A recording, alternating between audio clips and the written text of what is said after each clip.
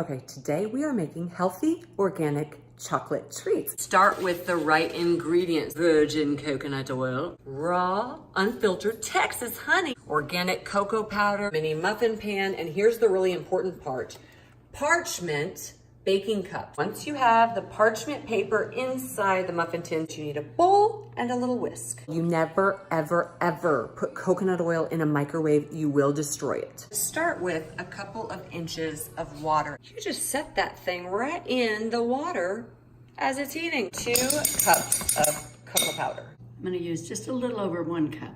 Okay, so we put the same exact amount of coconut oil as we do cocoa powder, 2 cups. And we make a place in the middle and we pour the coconut oil. Honey goes in, all 3 ingredients. Now these are the only ingredients that are necessary to make this thing work. It's really smooth, I'm liking that. The funnel just makes it a little bit easier to pour it into one of these. I'll just cover the bottom good with the banana.